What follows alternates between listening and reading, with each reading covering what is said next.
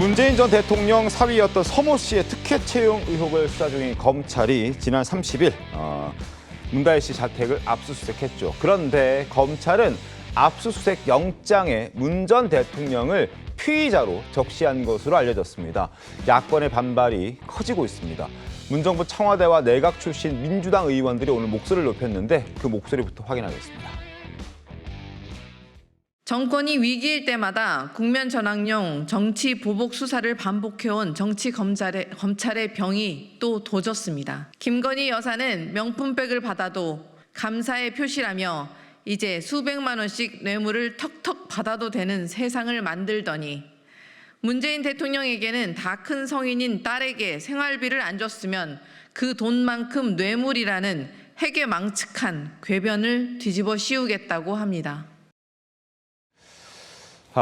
문 전 대통령이 피의자로 영장에 적시가 됐다. 결국 이상직 전 의원이 중진공 이사장 자리를 대가로 전 사위였던 서모 씨를 타이이스타젯에 취직시켜줬다. 그리고 이주 비용도 제공해줬다. 이렇게 검찰을 의심하고 있는 건데 화면을 함께 보겠습니다. 자, 뇌물로 검찰은 지금 의심을 하고 있습니다.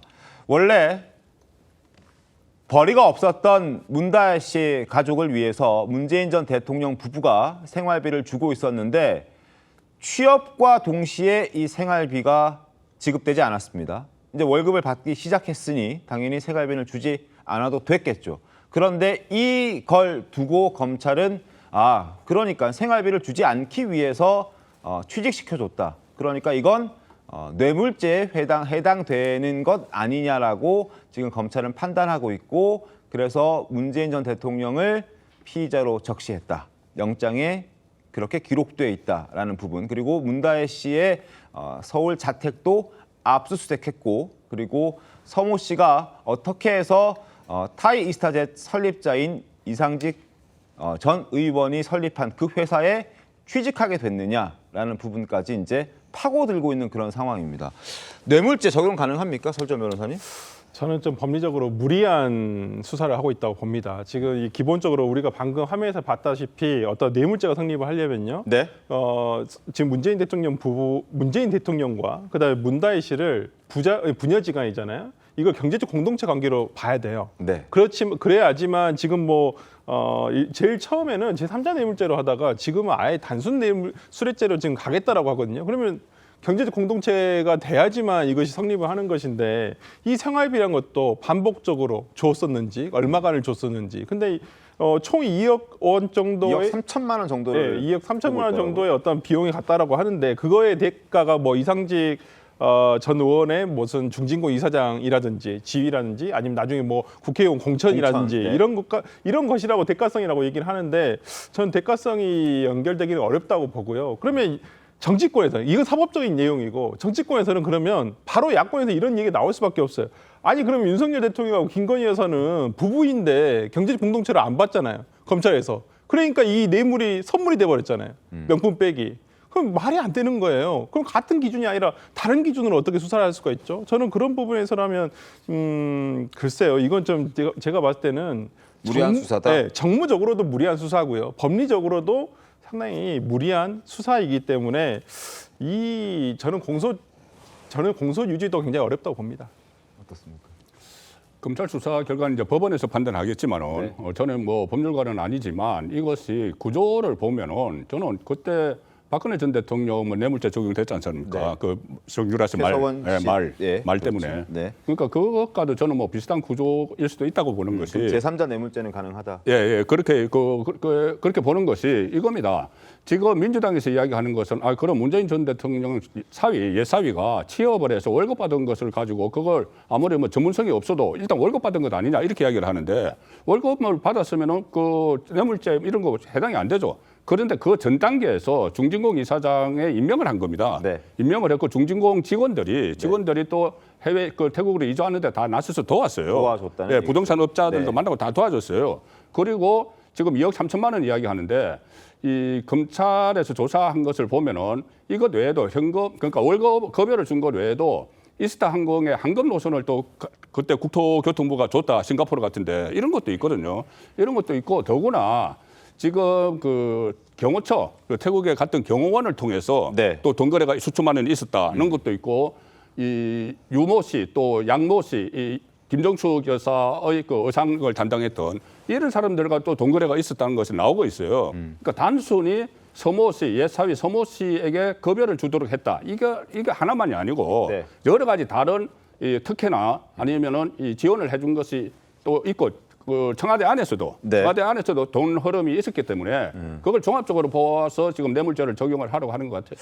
그러니까요. 그리고 또 하나 의심스러운 건 지금 문재인 전 대통령의 사위였던 서모 씨의 경우에는 이 그러니까 항공업과는 전혀 관련된 일을 해본 적이 없는 상황이었는데 임원으로 여기에 이제 취업을 하게 되고 억대 연봉을 받고 그리고 유지비도 350만 원 정도를 받았다라는 걸로 지금 알려져 있는 그런 상황입니다. 그리고 당연히 이제 항공료는 무료로 지원을 받았던 거고 이게 과연 문재인 전 대통령의 사위가 아니었다면 가능했을까라는 이제 지적들을 많이 하더라고요. 이 부분 어떻게 보십니까? 저는 아무리 생각해도 이게 왜 그 뇌물 혐의 적용이 안 되는지 잘 이해가 안 되는데요.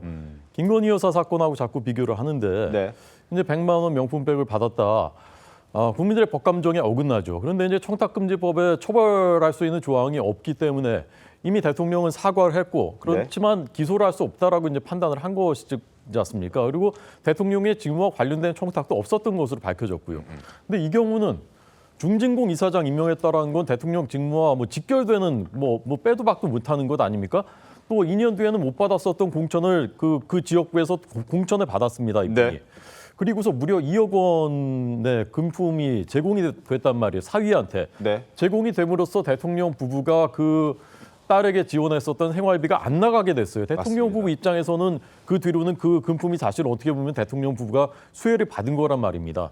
그런데 이런 사건이 이렇게 의심스러운 정황들이 있는데 중진공 이사장 되기 전에 청와대에서 이미 사전에 회의가 있었고 임종석 네. 실장이 참여를 했고 이미 내정이 됐다라는 진술도 있었고요. 수사 중인데 이런 것을 과거 정권의 일이니까 덮어두자라고 한다면 국민들의 법감정이 어떻게 그것을 납득할 것이며 네. 우리나라의 사법 질서가 어떻게 앞으로 법치가 세워질 수가 있겠습니까?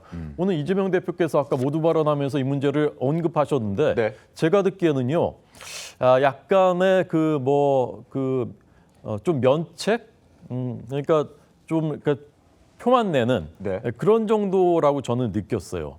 진심으로 이 수사를 멈춰주길 바란다기보다는 네, 전 정권에 대한 보복으로 느껴지는 거 면피성으로 한마디 거친 게 아닌가. 그리고 만약에 이게 심각한 혐의로 드러났을 때 약간 김빼기 같은 그런 정도 수준이 아닌가 전 느꼈고요.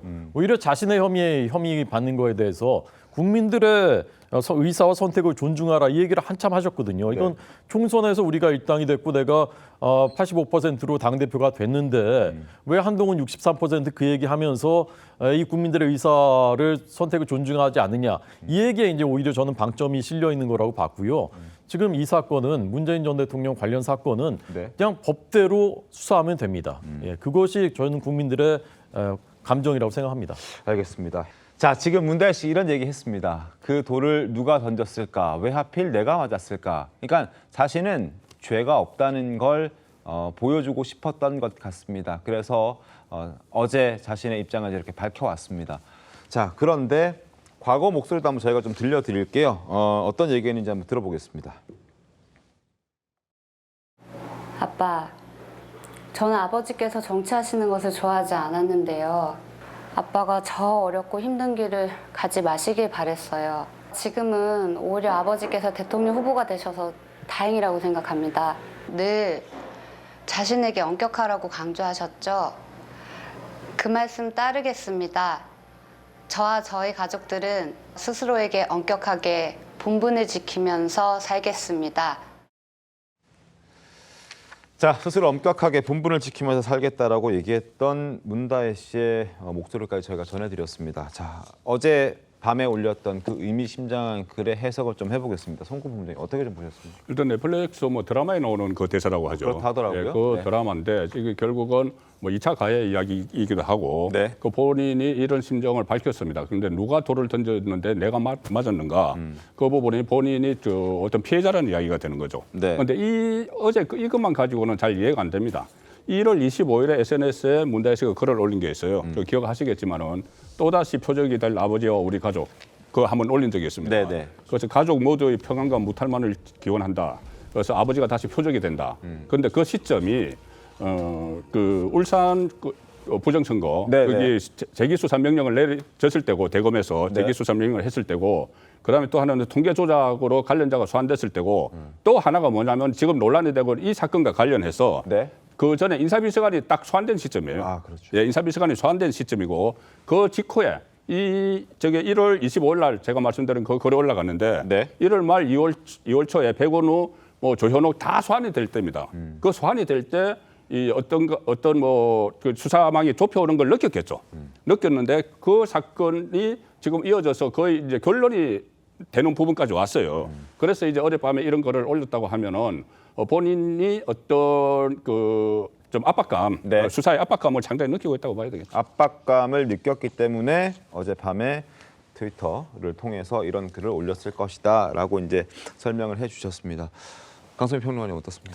근데 이제 문다혜 씨가 지금 뭐 이렇게 뭐 조사를 받고 압수수색을 받고 이런 거는 문재인 전 대통령의 따님이기 때문에 그런 겁니다. 다른 이유가 있겠습니까? 일반인의 딸이었다면 그렇겠습니까? 하지만 대통령의 딸이었기 때문에 그 모든 것이 엄격하게 국민들이 바라보는 것이고 또 국민들이 거기에 대해서 관심을 갖기 때문에 좀 억울하지만 그런 면은 있다고 본인도 양해를 해야 될 것 같고 다만 이제 야당에서 보기에는 어쨌든 과거에 조금 시기가 있었을 때는 김정숙 전 여사와 관련된 것들이 소환이 돼서 또 문제가 되고 그게 또 일단락해서 또 지나가니까 또 이번에는 또 문다혜 씨와 관련된 것이 또 4년 만에 소환돼서 이러한 것들이 야당 지지자들이 봤을 때는 어떤 정치적 의도가 있는 것이 아니라고 의심할 수밖에 없다 이런 말씀 드리겠습니다.